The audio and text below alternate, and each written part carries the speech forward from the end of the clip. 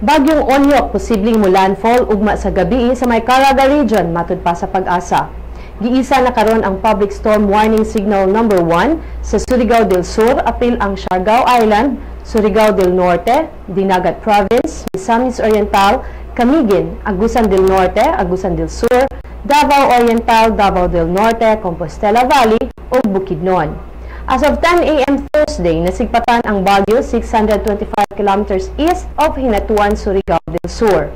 Adunay gikusgon sa hangin si Onyok nga moabot sa 55 kilometers per hour.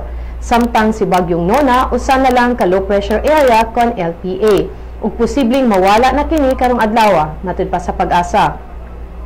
Sa report sa Provincial Disaster Risk Reduction Management Council kon PDRMMC, sa Northern Samar nga upat na ang patay tungod sa Bagyong Nona ug wala gihapon nabalik ang supply sa kuryente sa probinsya.